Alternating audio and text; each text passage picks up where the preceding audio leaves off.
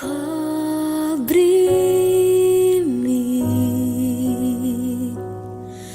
com tuas mãos, com poder. Vem me esconder, Senhor, se o trovão e o mar se erguendo vem, sobre a tempestade eu voarei, sobre as águas tu também és rei. Descansarei, pois sei que és Deus.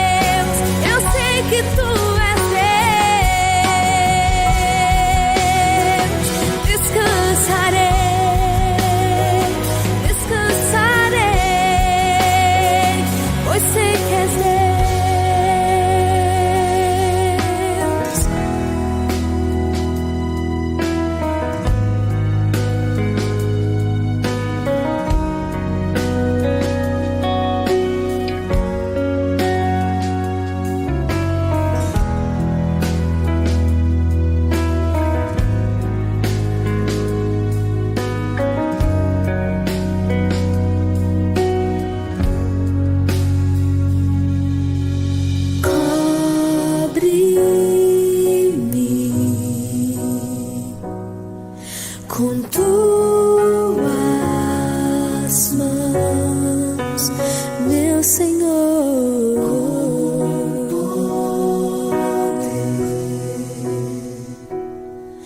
vem me esconder, Senhor, se o trovão e o mar se erguendo vem, sobre a tempestade eu vou. Sobre as águas tu também és rei. Descansarei, pois sei que és Deus. Se o trovão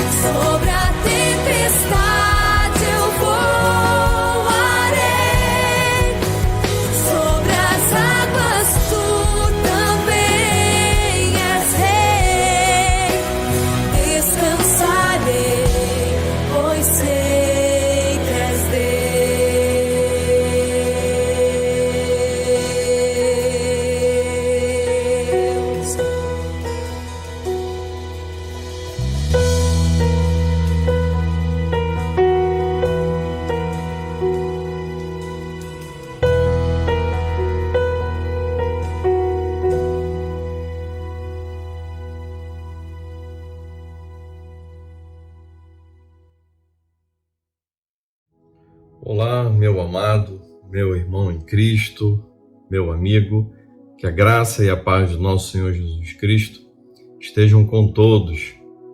É uma alegria podermos estar novamente estudando a Palavra de Deus, dando continuidade à segunda lição que nós temos nos propostos aqui a estudar no livro de Êxodo. Antes disso, vamos orar ao Senhor nosso Deus. Senhor nosso Pai, nosso Deus, te louvamos por essa oportunidade que o Senhor nos dá de, como igreja, nos reunirmos ao redor da sua palavra e nos debruçarmos, Santo Deus, para que o Senhor fale aos nossos corações, para que o teu Santo Espírito haja nas nossas vidas por meio da tua palavra, que é viva e eficaz. Nos ajuda, em nome de Jesus, a colocarmos cada ensinamento em prática nas nossas vidas. Leva as nossas mentes a Ti, neste momento, nessa manhã que o Senhor nos dá, em nome de Jesus. Amém. Meus irmãos, louvado seja o nome do Senhor nosso Deus.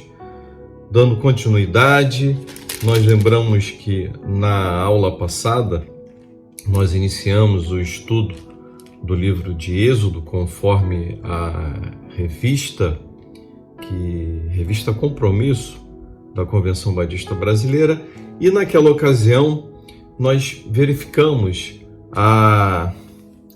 o link que existe entre o livro do Gênesis, é claro, e o livro do Êxodo, mostrando, o livro do Êxodo começa ali relatando todos os descendentes de Jacó que chegaram ao Egito séculos antes ali.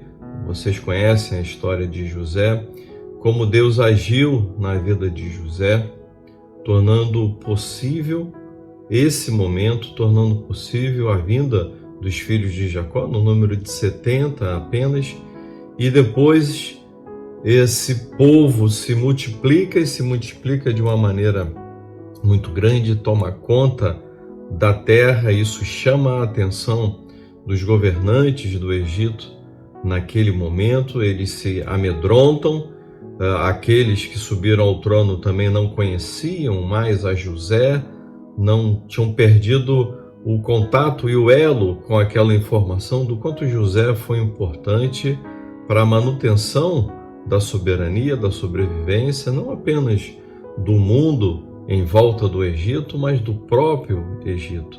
E eles começam a castigar, a escravizar o povo de Israel. Amedrontados com o crescimento do povo, eles começam a perseguir. E é claro que isso tem acontecido com a Igreja do Senhor ao longo dos séculos. A mensagem que nós trazemos é uma mensagem de paz, mas é uma mensagem que é escutada por vezes como uma ameaça ao status quo de uma sociedade, de um governo, e por conta disso os regimes de alguns governantes perseguem a igreja. Isso é natural. O apóstolo Pedro falou a respeito disso e disse para que nós não estivéssemos surpresos com o fogo que existiria entre nós, ou seja, com a perseguição que existiria entre nós, e até porque o fogo ele é purificador. A perseguição, por vezes, ela é purificadora em relação à igreja.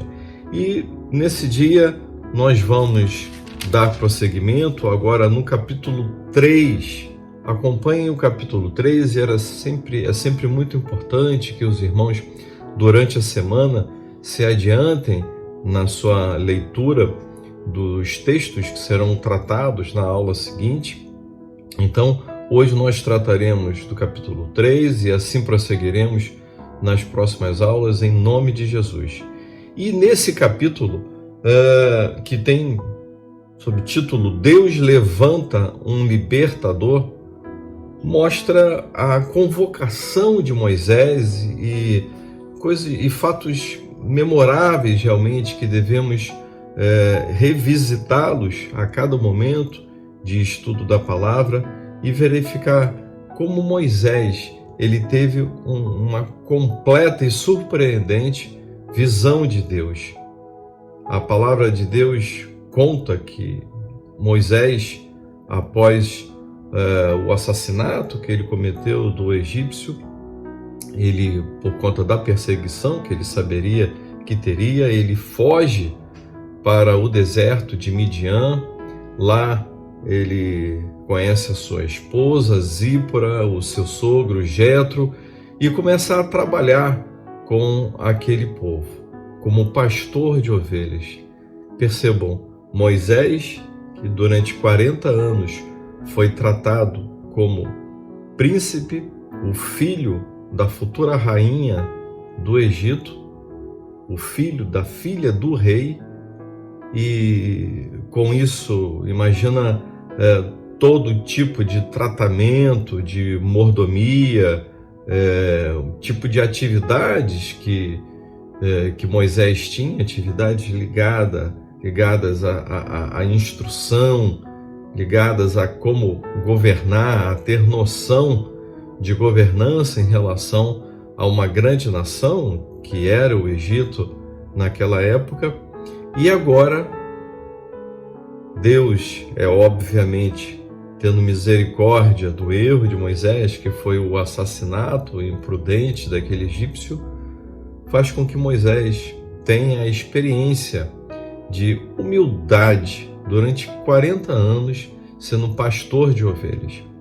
É necessário dizer que para o egípcio essa atividade de pastorear ovelhas era algo indigno, tanto que quando os 70 descendentes de Jacó chegam por conta da permissão de Faraó ao Egito, com o pedido de José, José relata ao Faraó que eles são pastores de ovelhas. Então aquilo era algo realmente até do interesse dos egípcios, porque eles não entendiam aquilo como uma profissão digna a se desenvolver. E Moisés foi criado nessa cultura egípcia durante 40 anos. Então ele precisa se humilhar, ele precisa rever os seus conceitos, ele precisa dobrar a cerviz realmente e desenvolver aquela atividade que, de certo modo, é solitária, é humilde, como nós também dissemos, e a partir de então Deus trabalha em mais uma área da vida de Moisés, com o propósito de prepará-lo. O preparou como um estadista, como um líder, como um condutor, como um combatente militar, e agora o prepara como servo, o prepara com humildade, o prepara com saber conduzir vidas, aprendendo a conduzir as ovelhas do seu pasto, do seu pastoreio. Agora ele tem algumas atividades e algumas instruções necessárias também para completar a sua formação. Como Deus faz? E nós queremos destacar a iniciativa de Deus nesse processo, nos versículos 7, 8, vamos ver mais alguns do capítulo 3. Deus diz assim: disse ainda o Senhor, certamente te vi a aflição. Deus vê a nossa aflição, a aflição do meu povo que está no Egito, e ouvi o seu clamor por causa dos seus exatores. Conheço-lhe o sofrimento. Deus vê, Deus ouve, Deus conhece as nossas necessidades e os nossos sofrimentos, mas Ele quer que a nossa fé seja exercitada com a nossa oração, o nosso dispor em buscar esse Deus em socorro. No versículo 8, Deus disse: por isso desci a fim de livrá-lo da mão dos egípcios e para fazê-lo subir daquela terra a uma terra boa e ampla, terra que mana leite e mel, o lugar do cananeu, do eteu, do amorreu, do ferezeu, do eveu e do jebuseu. Deus desceu, Deus livrou, Deus fez. Deus é um Deus de atividades, é um Deus dinâmico, é um Deus que realiza, é um Deus que busca realizar os seus feitos, nos usando para tal, nos socorrendo e nos usando para os seus propósitos. E aí nós percebemos e podemos continuar a ler aqui entre os versículos 9 e 12. Pois o clamor dos filhos de Israel chegou até mim. Ó, como Deus quer que você o clame. Ele conhece a sua necessidade, mas Ele quer que você esteja dobrado diante dEle, reconhecendo que só nele existe um socorro seguro, existe a solução perfeita para as tuas necessidades, que, claro, Ele já conhece. E também vejo a opressão com que os egípcios os estão oprimindo. Deus vê tudo na sua vida. Vem agora e eu te enviarei a Faraó, para que tires o meu povo, os filhos de Israel, do Egito. 11. Então disse Moisés a Deus: quem sou eu para ir a Faraó e tirar do Egito os filhos de Israel? Deus lhe respondeu: eu serei contigo, e este será o sinal de que eu te enviei. Depois de haveres tirado o povo do Egito, servireis a Deus neste monte. A ação de Deus, a iniciativa de Deus e as providências de Deus em todos os sentidos. Moisés estava conhecendo e começando a ter experiências com Deus. É claro que ele não entendia, então, todo o mover de Deus na sua vida. Ele não tinha toda a intimidade com Deus na sua vida. E a gente reconhece na vida de Moisés o quanto ele passou a ter intimidade com o Senhor, nosso Deus. Então, ele teve dúvidas. Como isso pode acontecer? Como eu irei até Faraó? Como eu farei isso? Só que ele esquece da palavra que Deus tinha acabado de trazer a ele. Vem agora e eu te enviarei. Eu farei. A ação é minha. Mas Deus responde a Moisés confirmando isso no versículo 12. Eu serei contigo. Eu serei contigo. Não diga que eu vou fazer isso ou aquilo, mas é Deus o Pai quem faz, nos usando pela sua graça, pela sua misericórdia. E tantas outras experiências esse servo de Deus terá com ele. Por meio de tudo que aconteceu a Moisés, desde o início, o seu nascimento, que a manutenção da sua vida foi um milagre de Deus, nós vemos que Deus estava preparando esse homem que relutou em receber a missão. Por isso ele indaga. Poxa, imagino que ele deve ter pensado, eu estava aqui sossegado, já aprendendo a ser humilde, acomodado, talvez até desiludido. Não é difícil pensar isso em relação àquele momento que Moisés estava vivendo durante aqueles 40 anos no deserto, já com 80 anos naquelas alturas, e entendendo, poxa, eu já sou um idoso, e o que aconteceu com a minha vida? Eu saí de uma posição de príncipe e agora já tenho mais da metade da minha vida, já ao mesmo tempo que eu tive de príncipe, agora eu tenho de pastor de ovelhas, uma profissão super humilde. Eu que sou servo, eu sirvo ao meu sogro. O que Deus fez na minha vida? E talvez desiludido também, mas Deus o resgata. E com o passar do tempo, certamente Moisés entendeu que tudo era uma preparação para algo superior, algo maravilhoso que Deus iria cumprir. Mas, meu irmão, sabe o que há de maravilhoso realmente em ser preparado e cumprir a vontade de Deus? É estar nos propósitos do Senhor. Esteja você como príncipe ou esteja você como um humilde pastor de ovelhas, se isso é a vontade de Deus, Deus está nesse propósito, Deus está cumprindo o propósito dele nas nossas vidas.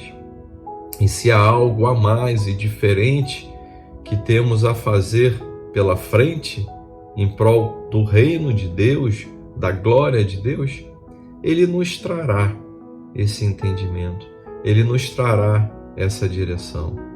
E cabe a nós, até mesmo olhando para a vida de Moisés, entendermos diferente e não relutarmos em fazer a vontade de Deus. Moisés sabia e conhecia a natureza dos reis do Egito, toda a dificuldade que ele iria enfrentar com o faraó e além de faraó, com os sacerdotes daqueles falsos deuses do Egito que ele teve contato, que ele conhecia e certamente ele sabia as dificuldades que ele teria. Mas também o caráter de Moisés já tinha sido moldado conforme a vontade de Deus. E certamente por temor a Deus e por amor ao seu povo, Moisés finalmente se dispõe em cumprir a vontade de Deus. Nós temos que ter o entendimento de que Deus vai à frente dos propósitos que Ele tem nas nossas vidas.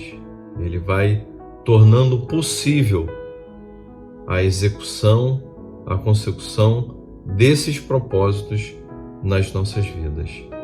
Moisés, antes de ser confiante, certamente ele aprendeu também a humildade em todo esse tempo que ele passou no deserto.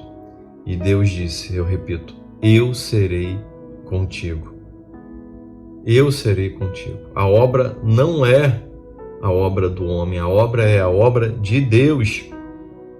Alguns líderes, alguns desenvolvedores de ministérios no reino de Deus, na igreja, podem entender que tudo depende da sua força, que depende da sua iniciativa, que depende do seu saber. Não. Sejamos humildes como Moisés aprendeu a ser e entendamos que Deus, a obra é dele e o sucesso dessa obra depende apenas de Deus, do nosso Deus, do Senhor. E essa foi a promessa que Jesus ele nos fez. Quando ele comissionou os discípulos a levarem o evangelho até os confins da terra, ele disse lá, está registrado em Mateus 28, 20, e eu estou convosco todos os dias até o final dos tempos. É o Senhor que nos conduz, Ele está conosco. Meu irmão, recorra a esse Deus constantemente para te sustentar, para te orientar em todos os momentos. No versículo 13, Moisés acrescenta, quando eu for aos israelitas e lhes disser, o Deus de vossos pais me enviou a vós, e eles me perguntarem, qual é o nome dele? Que lhes direi? E Deus responde, eu sou o que sou. Eu sou tudo o que Israel precisa. eu sou o que sou. E certamente Israel vai conhecer a Deus conforme as necessidades se apresentam a Israel.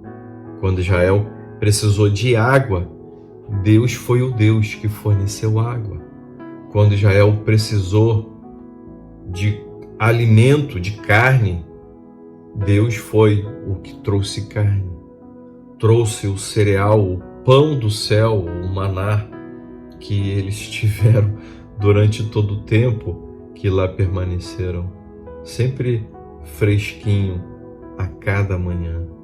Que é algo maravilhoso. Quando eles precisaram de um sapateiro, Deus simplesmente fez com que as sandálias dos seus pés não se desgastassem durante 40 anos, as suas roupas não se rasgassem. Que algo maravilhoso, que Deus surpreendente, que Deus que cobre todas as necessidades que nós temos. E nós vamos aprender tanto com esse povo. Às vezes ficaremos indignados com a ação do povo de Israel, mas, meus irmãos, eu e você somos e fomos exatamente como o povo de Israel. E ainda somos. Deus faz nas nossas vidas, Deus se revela a nós por meio de fatos surpreendentes ou nem tão surpreendentes, e nós não percebemos o agir de Deus. Mas Moisés percebeu, e Moisés foi chamado a essa percepção, porque ele estava pastoreando. Ele não estava à toa sem fazer nada, mas mesmo assim, ele compreendeu que aquela sarça que se queimava, aquele arbusto que se queimava e não se consumia, era algo sobrenatural, era algo da parte de Deus. E ele se aproximou para entender. Por vezes Deus fará eventos, coisas sobrenaturais na nossa vida. E nós temos que reconhecer o poder de Deus naqueles momentos. Mas temos que reconhecer todos os dias o poder de Deus que nos dá o sol que brilha a cada manhã, a luz que nos ilumina a cada manhã, o alimento que chega à nossa boca a cada manhã, a cada dia. Louvado seja Deus por isso. E aí Deus revela então o seu nome, Yahvé, Javé, o Senhor, que nas nossas traduções mais modernas, nas antigas constava realmente Jeová. E nas traduções mais modernas, quando o irmão perceber escrito Senhor em letras maiúsculas, tenha o entendimento de que ali está escrito Yahvé, esse Deus que é todo, é completo, esse Deus que é soberano sobre todas as coisas, esse Deus que é tudo que você precisa. E a partir dali, então, Deus estava fazendo nascer uma nova nação.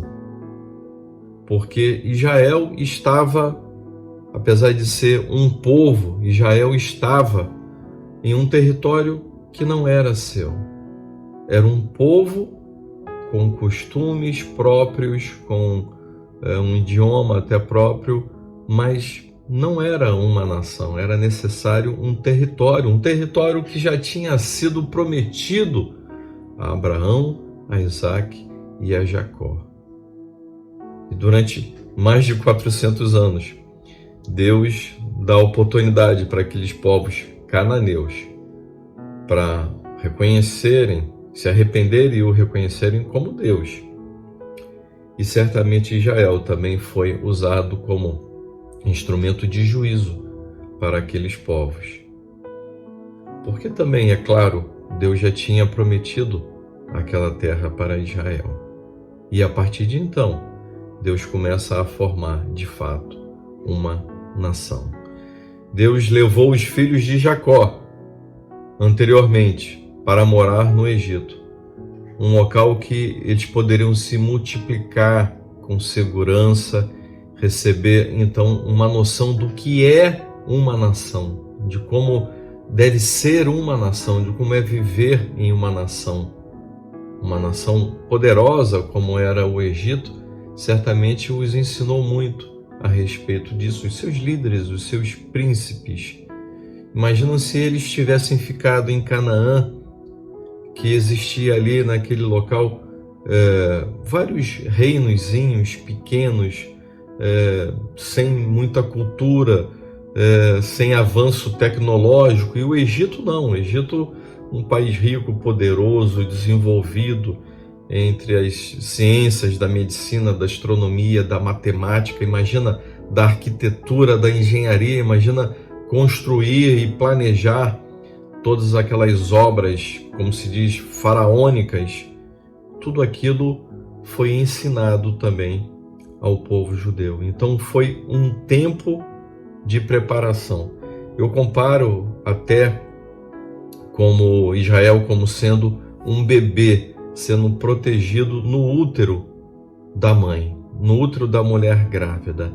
E ali ele tem a proteção necessária para um desenvolvimento dentro de todas as necessidades que se tem para um desenvolvimento, para um crescimento seguro. Mas chega um momento que aquela situação chega a um êxtase e o próprio corpo feminino começa a tentar expulsar do seu âmago aquele bebê, porque ele está pronto. E aí eu comparo isso a essa tentativa de expulsar, mas essas dores que acometem ao tempo de escravidão que Israel teve. Israel estava tranquilo no Egito durante séculos, ainda depois da morte de José. E aí então ele cresce em toda aquela tranquilidade. Mas então o sofrimento vem, as dificuldades vêm, mas com um propósito de Deus, para que nós estejamos saindo do comodismo, de viver em uma nação que não é nossa, de viver uma vida que não deve ser nossa, de ter que olhar para os propósitos de Deus realmente na nossa vida. Então aquela nação começa a ser, aquele povo, porque não era uma nação, começa a ser apertado, até que de fato sai do Egito como um nascimento de uma nação que iria cumprir os propósitos de Deus. Então, tanto não era bom para Israel, para os propósitos de Deus, que Israel permanecesse nas terras de Canaã e não tivesse ido para o Egito, como também depois do tempo certo no Egito, depois da maturação necessária no Egito, não era mais bom que Israel permanecesse lá. Imagina que se Israel permanecesse no Egito durante milênios até os nossos dias, Israel teria tido a sua cultura absorvida.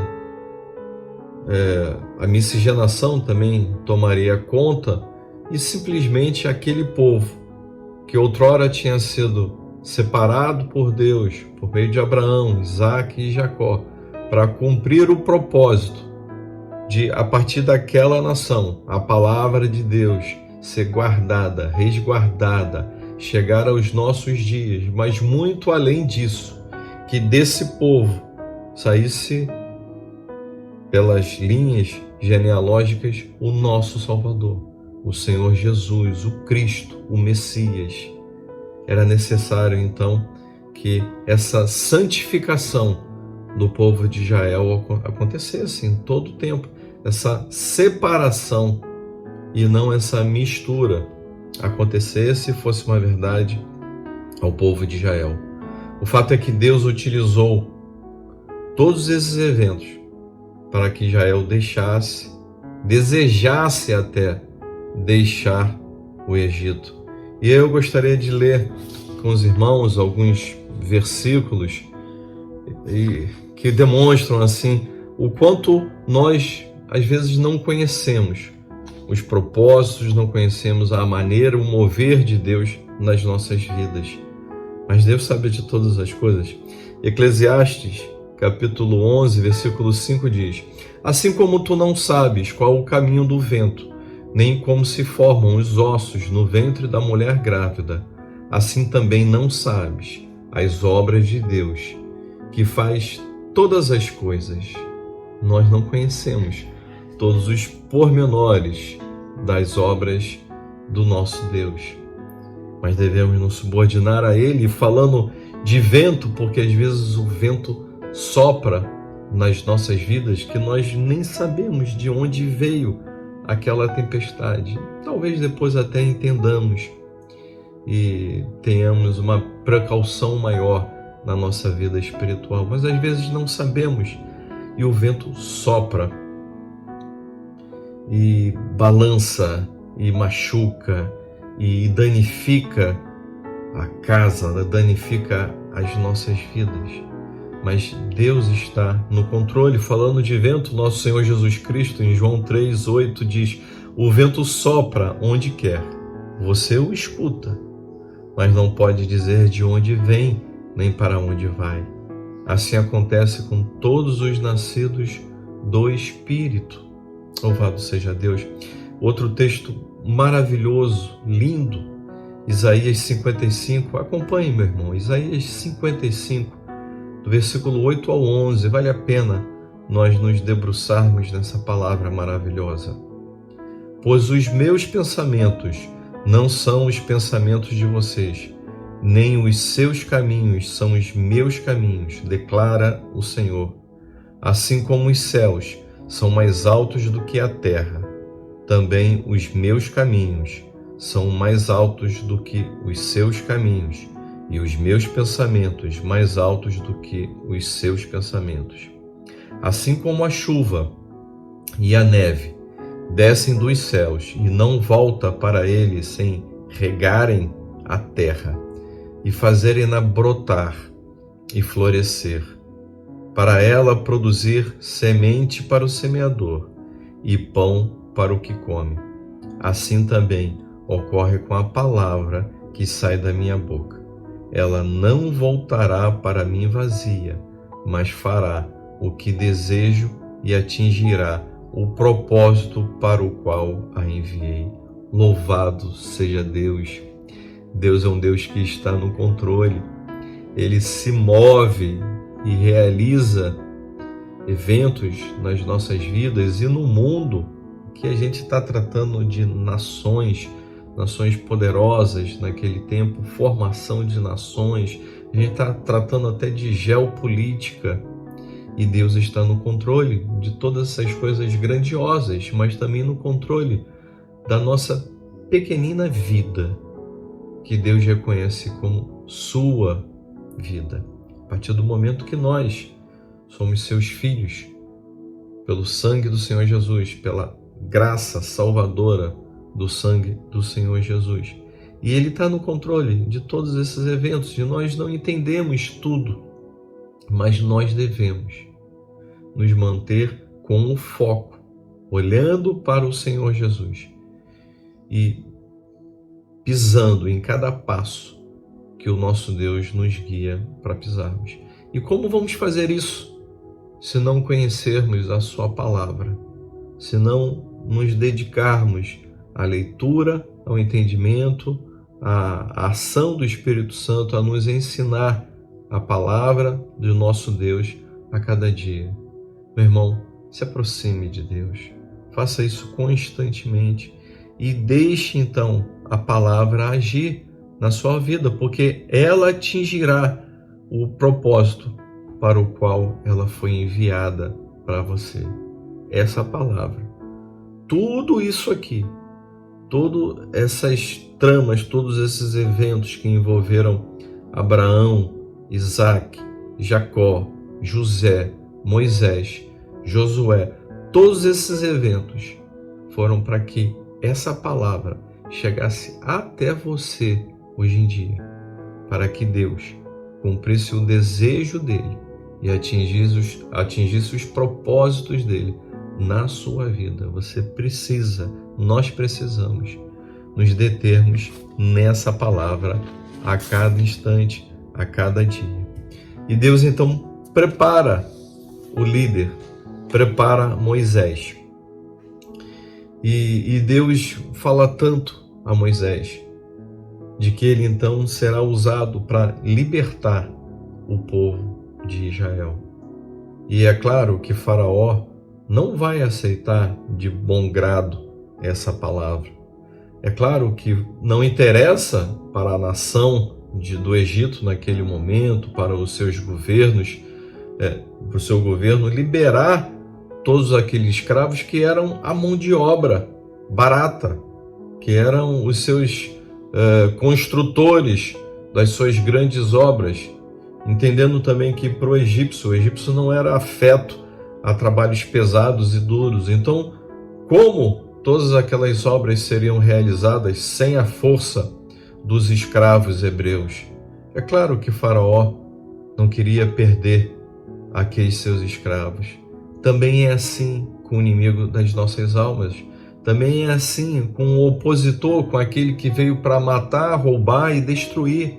Satanás, a serpente, a antiga serpente, que em Apocalipse está chamado assim, aquele que mente em todo momento, porque ele faz o que lhe é próprio, ele é o pai da mentira, e ele colocou dúvidas, e ele semeou o pecado na vida dos nossos pais, Adão e de Eva, e esse pecado, como um DNA, chegou até os nossos dias, até a minha, até a você, até o seu filho, que pode ser um bebê, mas ele já tem essa predisposição que ele recebeu para pecar, para desobedecer, para se portar contra Deus, contra aquele que o criou. E Satanás não quer nunca abrir mão dos seus escravos, do pecado que mantém aqueles escravos sobre o seu domínio.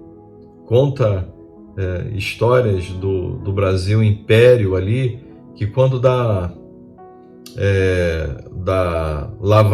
lavratura da lei áurea que liberou todos os escravos, levou-se algum tempo para que todos os escravos realmente soubessem que eles estavam libertos.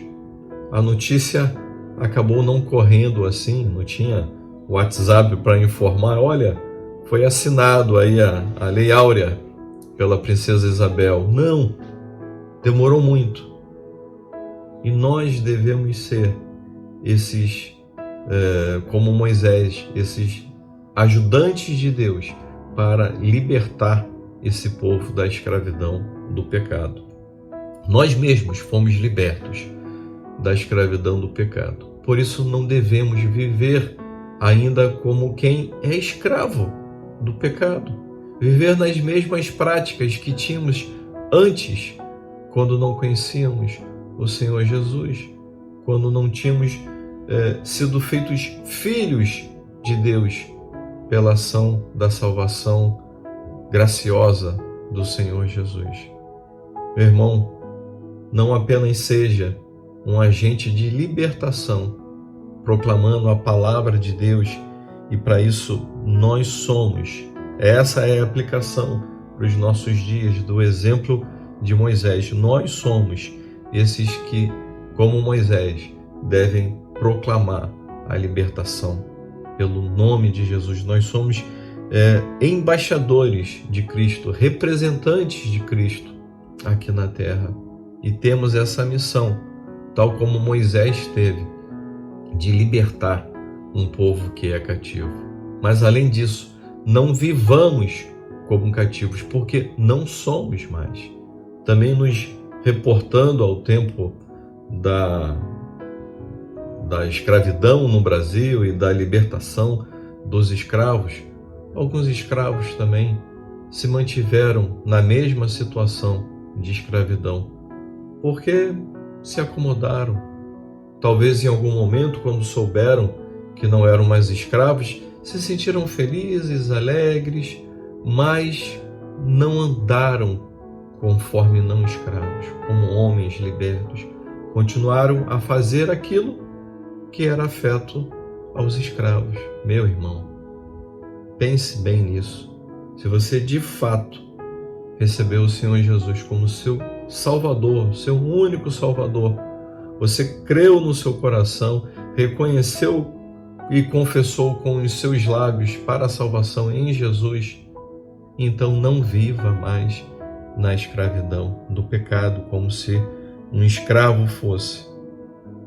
E eu devo usar então as habilidades que o Senhor nos deu em prol de fazer a vontade de Deus. Eu gostaria de encerrar lendo a primeira carta de Pedro, no capítulo 4, versículos 10 e 11, sobre a nossa responsabilidade. Deus concedeu um dom a cada um, e vocês devem usá-lo para servir uns aos outros, fazendo bom uso da múltipla e variada graça divina. Você tem o dom de falar? Então faça-o de acordo com as palavras de Deus. Tem um dom de ajudar? Faça-o com a força que Deus lhe dá. Assim, tudo que você realizar trará glória a Deus por meio de Jesus Cristo. A Ele sejam a glória e o poder para todos sempre. Amém. Louvado seja o nome do Senhor, nosso Deus. Deus te abençoe, Deus lhe guarde, Deus coloque sempre nos seus pensamentos a palavra dele e a instrução, a orientação necessária para cada dia. Deus lhe abençoe. Um abraço, meu irmão.